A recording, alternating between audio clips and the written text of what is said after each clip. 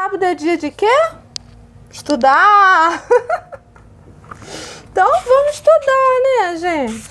Vamos nos divertir, conversar com o nosso amigo Maquiavel. Então a gente está agora no capítulo 5, né? Como se deve governar a cidade ou os principados que, antes de ser conquistados, viviam sob suas próprias leis. Quando os estados que são conquistados, como dito acima, bem econômico, né? Como dito acima, estão acostumados a viver sob suas próprias leis e em liberdade. Para mantê-los, há 3 modos. O primeiro é arrumá-los, o outro ir morar lá pessoalmente. O terceiro é deixá-los viver com suas leis, extraindo-lhes um tributo e criando ali um estado de poucos, um governo oligárquico, que se conservem teus amigos. Pois como esse estado foi criado por aquele príncipe, sabe que não pode existir sem sua amizade e seu poder, e faz de tudo para mantê-lo. E é mais fácil preservar por meio de seus cidadãos uma cidade habituada a viver livre do que por qualquer outro meio, se a intenção é conservá-la. Como exemplo, temos os espartanos e os romanos. Os espartanos conquistaram Atenas e Tebas, nelas criando estado de poucos, né, que foi dito antes, que é o governo oligárquico. E, no tanto, as perderam. Aí temos em nota: em 404 a.C., os espartanos criaram em Atenas o governo oligárquico, os 30 tiranos, que foi derrubado no ano seguinte. Também em 382 a.C., criaram um governo oligárquico em Tebas, que foi derrubado em 379 a.C. Voltando ao texto, quiseram manter a Grécia, quase como os espartanos, deixando-a livre e com suas leis, mas não conseguiram. Vamos para a nota. O período vai de 196 a 146 a.C., da proclamação da liberdade da Grécia, a sua anexação como província romana. Voltando para o texto, de modo que foram constrangidos a destruir muitas cidades daquela província para conservá-la, porque, na verdade, o único modo seguro de as conservar é pela ruína. Ai, triste isso, né? Peraí, deixa eu arrumar meu cabelo, que tá meio rebelde. Onde que eu parei? A ruína, né? E quem se torna senhor de uma cidade, acostumado a viver livre e não a destrói, espera ser destruído por ela, porque esta sempre terá por refúgio, na rebelião, o nome da liberdade e suas antigas leis, das quais nem com o tempo, nem em troca de benefícios, jamais se esquece. E por mais que se faça ou se provenha, seus habitantes não são desnudos ou eliminados, não esquece aquele nome nem aquelas leis e logo recorre a eles, em qualquer acidente, como fez Pisa. Em 1494, os florentinos perderam Pisa, que haviam conquistado em 1406, mesmo depois de 100 anos de submissão aos florentinos. Mas quando as cidades ou províncias estão habituadas a viver sob um príncipe, e esse sangue se extingue, sendo de um lado habituadas a obedecer, de outro ausente, o príncipe antigo não sabe fazer um novo príncipe em seu seio, e não sabe viver livres, de maneira que demora mais para pegar em armas, e com mais facilidade pode um príncipe ganhar, e garantir a confiança delas. Mas nas repúblicas há mais vida, há mais ódio, há mais desejo de vingança. A memória da antiga liberdade não as deixa, nem descansa. E é tal que a via mais segura destruir ou habitar essa província. Até agora eu não tenho o que comentar, gente. Ele está sendo super claro, né? Então vamos para o capítulo 6. Novos principados conquistados com os próprios exércitos e virtuosos. Que ninguém se espante se eu alinhar exemplos extraordinários ao falar de principados completamente novos, tanto de príncipe como de estado. Pois ao caminhar, quase sempre pelas vias desbravadas por outrem, e as imitar, e como não possível imitar completamente a via de outrem, nem atingir a virtude daqueles que se imita, deve o homem prudente percorrer sempre a via dos grandes homens, aqueles que são excelentíssimos para imitar, de forma que, se não chega a ti a virtude deles, ao menos chegará algum odor. Uma boa coisa, né? Não tenha personalidade, imite quem já venceu, porque aí não tem risco de perda. Então vê o que ele quis dizer com esse odor. Mesmo que não tenha virtude dos grandes homens, ao seguir o exemplo deles, o homem prudente de Maquiavel captará algo dessa virtude. E deve fazer como os melhores arqueiros, os quais, quando o alvo parece muito distante, e conhecendo a virtude de seus arcos, coloca a mira bem acima do alvo. Não para lançar a flecha a essa altura, mas para poder, com a ajuda dessa mira alta, atingir o alvo. Diga, portanto, que nos principados completamente novos, onde haja um novo príncipe, é possível mantê-los com mais ou menos dificuldades, dependendo da virtude daquele que os conquista. E porque este evento de se transformar de simples cidadão em príncipe pressupõe virtude ou fartura. Vamos ler isso aqui que é importante, esses conceitos. Para os conceitos de virtude e fartura, em Maquiavel, consultar a introdução. Não ajudou muito, né? Então vamos lá. Parece que uma ou outra dessas duas coisas mitiga, em parte, muitas dificuldades. Não obstante, aquele que menos usufrui da fortuna conservou mais o poder.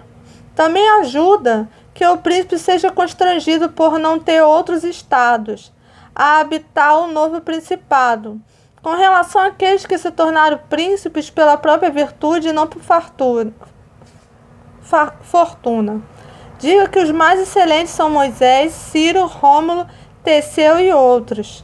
Embora Moisés não deve ser discutido, já que foi um mero executor das coisas que lhe eram ordenadas por Deus, deve também ser admirado apenas por aquela graça que o tornava digno de falar com Deus. Mas consideremos Ciro e os outros que conquistaram e fundaram reinos, são todos admiráveis, e ao se considerar as ações e as ordens específicas de cada um, parecerão não discrepar das de Moisés, que teve um tão grande preceptor. E ao examinar as ações e a vida deles, vê-se que receberam da fortuna apenas a ocasião, a qual lhe deu matéria para moldá-lo como lhe pareceu melhor. Sem essa ocasião, a virtude do ânimo deles ter-se extinguido. Sem aquela virtude, a ocasião seria em vão. Era, portanto, necessário a Moisés encontrar o povo de Israel no Egito, escravizado e oprimido pelos egípcios, de maneira que este, para escapar da servidão, se dispusesse a segui-lo. Convinha que Rômulo não se contentasse com Alba. Rômulo nasceu na cidade latina de Alba, Alba Longa, já desaparecida nos arredores de Roma atual. E tivesse sido abandonado ao nascer para que quisesse tornar-se rei de Roma e fundador daquela pátria. Ciro precisava encontrar os persas descontentes com o império dos Medos e os... Gente, espera aí, perdi. Ciro precisava encontrar os persas descontentes com o império dos Medos e os Medos. Não, deve ser o império dos Medos. A gente não sei, deve ser isso aí mesmo. Amolecidos e enfraquecidos por uma paz duradoura. Porque eu acho que tinha um povo chamado Medos, né? Não sei, acho que sim. Aí ele colocou do lado Medos e os Medos, entendeu? Atrapalhou a escrita. A pessoa que traduziu isso aqui não foi lá muito feliz no uso da palavra. Devia ter colocado um outro sinônimo para não dar essa confusão. Teseu não teria podido demonstrar sua virtude se não encontrasse os atenienses dispersos. Essas ocasiões, portanto, tornaram felizes esses homens e as excelentes virtudes deles tornou conhecidas as ocasiões, dando a pátria deles foi nobilitada e se tornou felicíssima. Aqueles que, com esses, se tornaram príncipes por via virtuosas, adquirem o principado com dificuldade, mas o que conserva com facilidade. E as dificuldades que enfrentam para adquirir o principado nascem, em parte, dos novos modos e ordens que são obrigados a introduzir para fundar seu próprio Estado e sua própria segurança. E que se considere que não há coisa mais difícil de lidar, nem de sucesso mais duvidoso, nem mais perigosa de manejar do que a introdução das novas ordens, novas práticas políticas, nova ordem institucional. Pois seu introdutor terá como inimigo todos os que se beneficiavam das antigas ordens e como tímido defensor os que se beneficiaram das novas ordens. Essa timidez nasce, em parte, do medo dos adversários e tem as leis ao seu lado, e em parte da incredulidade dos homens que não confiam verdadeiramente nas coisas novas, enquanto delas não deriva uma firme experiência.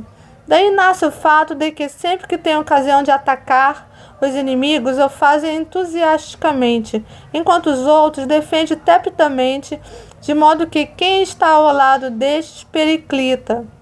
É necessário, portanto, para bem discorrer sobre estas questões, examinar se os inovadores contam apenas consigo mesmo ou dependem de outrem, isto é, se para conduzir sua obra precisam pregar ou se podem forçar. O frei dominicano Jerônimo Savonarola, que não assumiu nenhum cargo público, mas dominou a política florentina a partir de 1494, ano da expulsão dos Medici, tinha um projeto teocrático e popular de reforma da República, hostilizado pelo Paleschi, partidário do Medici, pelos franciscanos e pelo Papa Alexandre VI, foi enforcado e queimado como herege na Praça da Senhoria, em Florença, em 1498. Onde que eu parei, gente? No texto. Ah, tá. O forçar. Podem forçar. Pregar, no sentido de predicar. Incutir ou ensinar doutrinariamente. Por forçar, entende-se agir com determinação. No primeiro caso, dão-se sempre mal e não conduzem coisa alguma. Mas quando depende de si mesmo e pode forçar, então raras vezes periclitam. De onde se deduz que todos os profetas armados venceram e os desarmados arruinaram-se, pois além do já exposto, a natureza dos povos é variável e é fácil persuadi-los de uma coisa, mas bem difícil mantê-los naquela persuasão. Convém, pois, organizar-se para que, quando já não creio, seja possível fazê-los crer à força. Moisés, Ciro, Teseu, Rômulo não teria podido fazer observar suas leis por muito tempo, se estivessem desarmados, como ocorreu em nossos tempos, com o Frei Jerônimo Savonarola. Eu li a nota antes do tempo antes, né? Gente, com óculos parece aquela chicotinha. Ah, que horror! Que se arrumou em sua nova ordem, quando a multidão começou a não acreditar nele. Ele não tinha como manter firmes os que haviam acreditado, nem como fazer crer os descrentes. Por isso estes homens têm grande dificuldade em conduzir, e todos os perigos aparecem em seu caminho, e deve superá-los com virtude. Mas uma vez superados, é que começam a ser venerados. Tendo eliminado aqueles que invejavam suas qualidades, permanecem poderosos, seguros, honrados e felizes. Há tão altos exemplos, quero acrescentar um menor, mas que bem terá alguma equivalência com aqueles, e quero que me baste para outros semelhantes. Trata-se de Hierão de Siracusa. Tá, nada interessante na nota, não. Este, de cidadão comum, tornou-se príncipe de Siracusa. Da fortuna conheceu apenas a ocasião, pois, sendo oprimido, os siracusanos elegeram-no seu capitão, função que lhe valeu ser feito seu príncipe. E sua virtude era tanta, mesmo como cidadão comum, que quem escreve sobre ele diz: qua nihil illiderat ad regnando praeta regnum, que quer dizer, nada lhe faltava para reinar exceto o reino. Ele extinguiu a velha milícia, implantou uma nova, deixou as amizades antigas, estabeleceu novas. Como tinha amigos e soldados seus, pôde, sobre tal fundamento, edificar cada edifício, tanto que lhe custou muito para adquirir e pouco para manter. Vou parar aqui, porque a dose homeopática, o nosso estudo, justamente para não ficar chato e para a gente ir absorvendo aos poucos, né? Estudar um pouquinho cada dia, a gente, quando vê, a gente já aprendeu sem muito massacre, né? Então tá, gente, continua aí no canal, curte lá, se inscreva no canal, convide o pessoal, porque estudar é interessante. Eu tenho um outro canal espiritual e tá lotando. Eu acho que as pessoas também têm que ter interesse pela parte de literatura do conhecimento e não só pela parte espiritual. Então vamos lotar esse canal aqui também, gente. O conhecimento é poder, literatura é uma riqueza, é um brilho na nossa personalidade. Vamos ter mais qualidade no nosso jeito de ser, de agir, de pensar, em vez de desperdiçar a vida com coisas tão fúteis, às vezes degradantes. E as literaturas, como esses clássicos, são maravilhosos, nos fazem pensar, nos dá um brilho na personalidade, nos faz uma pessoa mais requintada, mais interessante, né? Então curte aí, convido o pessoal, participe, beijo!